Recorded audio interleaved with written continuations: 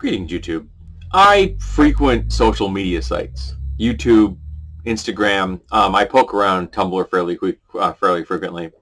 It's a lot less fun now that the adult content has been mostly excised.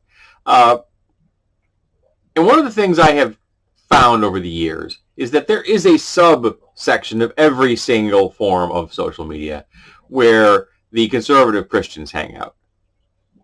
Doesn't seem to be as many Catholics in these spheres. Mostly, it seems to be evangelicals of some variety, one flavor or another. There's lots of different flavors of Christianity. I think there's something like 800 different translations of the Bible out there in the world. I'm not positive. It always makes me kind of smile when I hear that Christians want to turn America into a Christian theocracy, and I'm always wondering which one, because you all are going to fight each other to the death. But one of the things I was struck with recently when seeing something was this one particular post. I can't remember where it was. It might have been just a little video or something, but it was putting forth the idea that the only path to salvation is through Christ. Not a new concept. They've been peddling this particular idea for a couple of thousand years in one form or another. And the way they couched the terms was so incredibly egotistical. It showed a degree of hubris that I found quite astounding, even for evangelical Christians. And that's saying something. Just the idea that theirs is absolute, this is the worldview. This is it. They've got it locked down, and you must see the world through this lens. If you view it any other way, you are doomed. Now, as you can imagine, I'm actually wearing holy symbols. I've got an ankh on, and I got a pentacle on. I'm not Christian. And I stopped really being a Christian when I was about 5, when I realized I was praying to a ceiling. I didn't have any faith.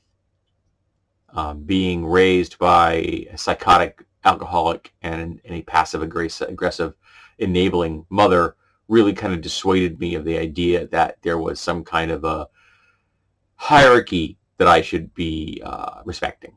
Yes, it did. And I picked it up early in life. Served me well. And when I finally came to theism, it wasn't as a supplicant. It was as someone seeking knowledge. So I approached my gods standing up, not on my knees. But the Christians seem to want you to crawl. And one of the reasons they want you to crawl, I think, because they want you to looking at the ground. They don't want you to see the world at large. Because if you saw the world at large and realized that they, in fact, do not have some kind of a lock on how the universe actually functions, either politically or theistically, well, that kind of cuts the legs right out of their argument, doesn't it?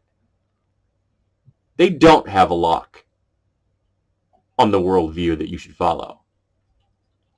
And seeing as in almost every instance you're going to encounter evangelical Christianity or Catholicism or any other branch of the Christian faith, like the Orthodoxy, they're espousing a conservative worldview, a socially conservative agenda or ideology that is very much opposed to equal rights, civil liberties, and human rights. Only certain categories of people in a socially conservative worldview get civil liberties and human rights, and everyone else is denied them or has very limited access to them. Like members of their own faith will have them, even though, say, children and women are considered second or third class citizens. Children are often treated like things. Women are almost humans, but they have massively restricted ability to function in the world. And the only ones that really have access to human rights and civil liberties are the men.